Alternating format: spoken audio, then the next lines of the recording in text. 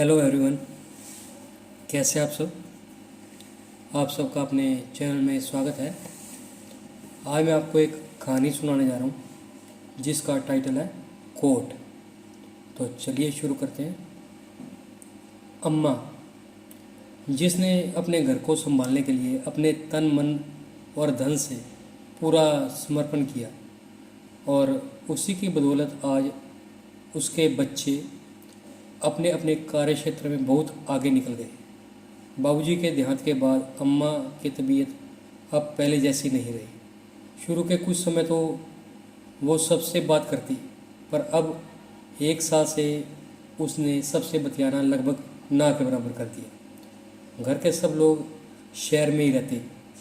बाबूजी के मरने के बाद 1 महीने तक बहुएं रही, फिर अपनी गृहस्थी का हवाला देकर सब निकल गई।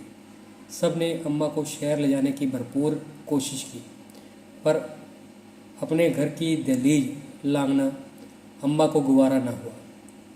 हार कर एक काम वाली बाई का जुगाड़ करके अम्मा के बच्चे ऐसे खुश हुए मानो गंगा नहा लिए हो। खैर, अम्मा को काम वाली बाई का साथ पसंद आने लगा। दोनों आराम से अपने सुख दुख की बांटती हुई जिंदगी व्यतीत कर रही थी। पर अब कुछ महीने से अम्मा की तबीयत ठीक नहीं थी। बोलना भी दुश्वार हो गया। अपनी बात अम्मा अब इशारों से बताती। बेटा, बहू एक चक्कर लगाते और देखकर चले जाते। काम वाली बाई घर का पूरा काम कर अम्मा की पसंद के अनुसार सब कुछ तय करती। एक दिन सफाई के दौरान उसे पुराने फटे कपड़े मिले। उसमें से एक कोट जो हर तरफ से फट सा गया था भी मिला। उसने उन सभी फटे कपड़ों को किनारे रखकर सिलाई करने का विचार बनाया और उसने तय किया कि वह इन सब का कवर बना देगी। एकदम से अम्मा आ गई और उससे वो सब कपड़े छीन लिए। आज पहली बार अम्मा की आंखों में क्रोध था। अम्मा का रौद्र रूप देखकर काम वाली बाई डर गई और जल्दी से उनके बेटे को बुलाया गया, क्योंकि अम्मा उस कपड़े की पोटली को लेकर कमरे के कोने में बैठ गई थी। कोई भी अगर उस पोटली को हाथ लगाता तो अम्मा डंडे से मारकर भगा देती। सुबह से शाम तक यही चला। शाम को बेटा और बहू आए। जब बेटे ने पोटली अम्मा से लेनी चाहिए तो अम्मा उस पोटली को पकड़कर दहाड़े मारकर रोई। बेटा बहुत ही निशब्द थे कि आखिर अम्मा ने ऐसा क्या देख लिया जिससे वो इतनी आहत है।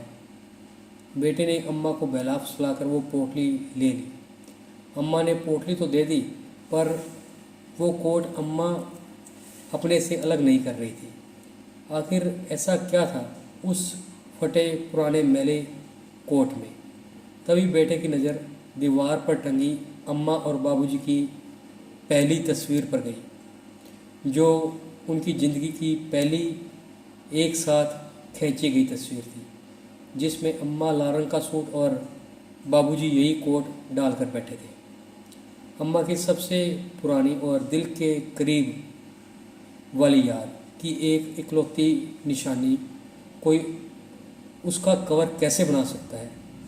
ये सोच बेटे की आंखों में आंसू आ गए। उसने वो कोट अम्मा को दिया और उन्हें पकड़कर उनके कमरे में ले गया। अम्मा चुपचाप खामोशी से कोट को पकड़कर ऐसे चल रही थी मानो उसे जन्नत नसीब हो गई है। सच में किसी के लिए कोई पुराना कपड़ा हो सकता है, पर किसी के लिए वो यादों का खजाना होता है।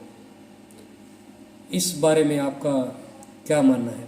अपनी राय कमेंट में दें, और अगर आपको ये कहानी पसंद आई है तो इसको लाइक भी कीजिए, शेयर कीजिए और चैनल को सब्सक्राइब कीजिए। बेल वाला बटन ज़रूर दबा दें ताकि हम ऐसी कोई और कहानी डालें तो उसकी नोटिफिकेशन आपको मिल जाए। Thank you.